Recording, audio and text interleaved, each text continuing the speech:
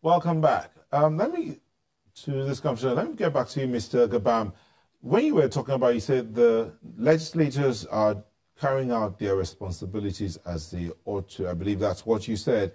But one of the things they talked about had to do with accountability. Section 16 of the Public Procurement Act talks about processes being carried out with clarity and transparency so that there can be accountability.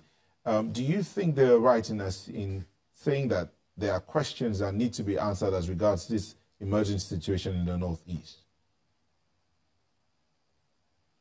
They are absolutely right.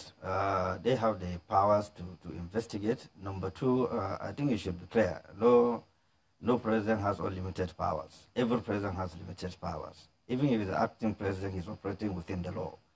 And once there is an act, that make provision for an emergency situation, there are processes that approve that, and those processes has to be followed. I'm not saying there's absolute violation of that process because the investigation is ongoing, but I'm saying as a matter of fact, this should not be seen as a deliberate act to return to anybody, but as a process that will explain to Nigerians what happened, because issues were raised.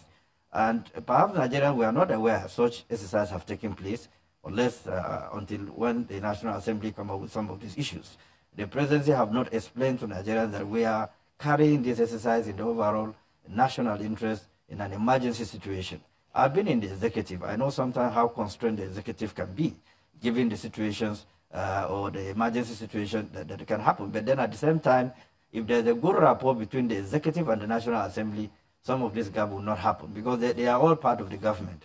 And which means that if there's anything that need attention of the National Assembly to avoid this kind of infractions, what ordinarily or naturally they ought to have done is to link up to particular committee that is responsible for this, have an exchange of ideas of what we intend to do in view of the emergency situation that we find ourselves.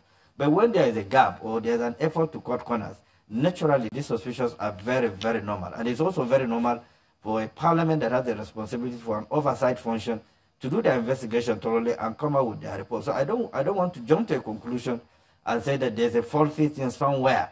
But if allegation comes, there are petitions related to such exercise, it is natural for that exercise to be investigated. That do not mean that somebody is guilty until the end of that report. So I want to believe within the parameters of that operation that took place and led to a lot of suspicions, a lot of heightened tensions. You are right, you are wrong. Let us as Nigerians back up a process that will take care of future reckless behavior in terms of managing a process, and nobody should feel that he's above board, he's above the law. The law must be complied with at all times.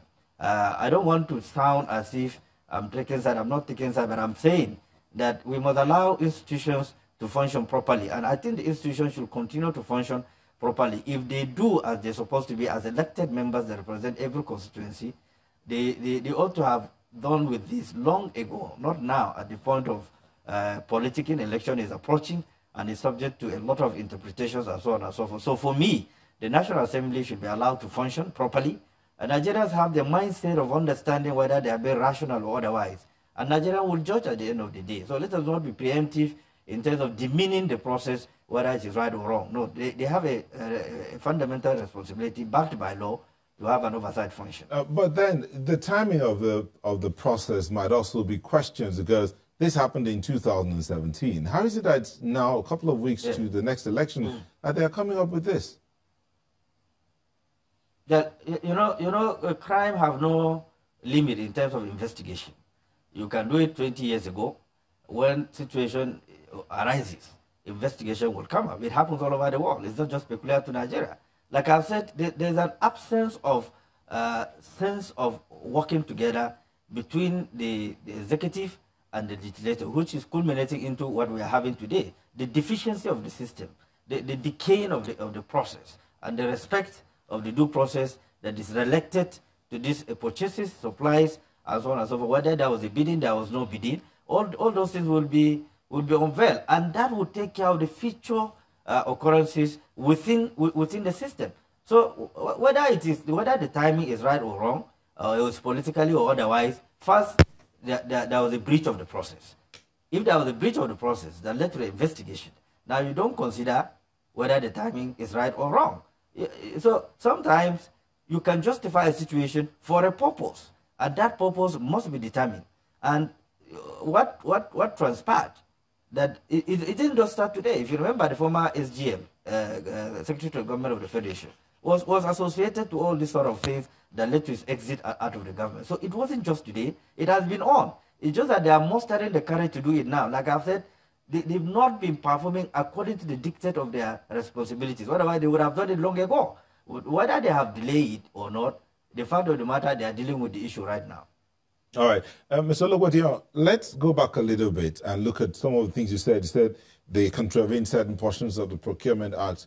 But look, let me put this in context here. So April 15, 2017, the United Nations World Food Programme came up with a report about the possibility that 108 million IDPs are going to be faced with severe hunger unless something drastic is done. Now, Section 43 of the Procurement Act says a procurement entity may, for the purpose of this act, carry out an emergency procurement where the country is either seriously threatened by or actually confronted with a disaster, catastrophe, war, insurrection, or an act of God.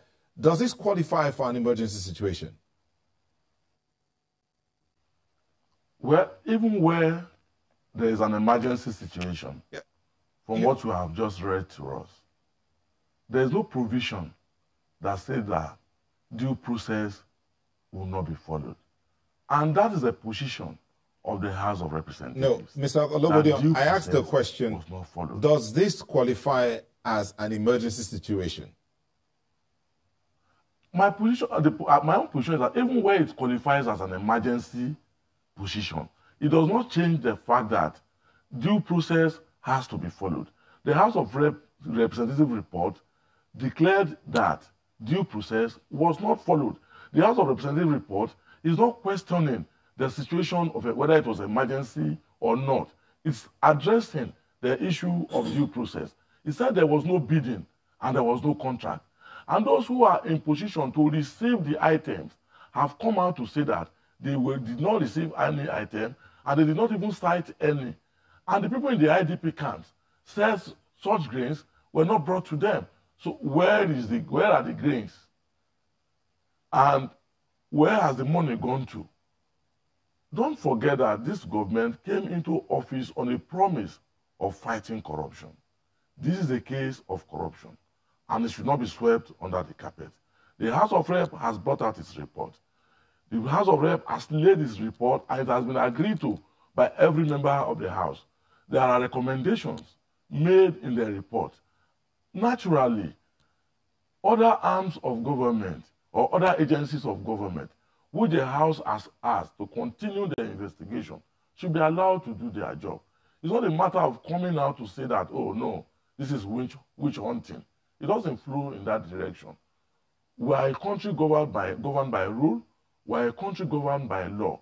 We should allow the law to take its natural course.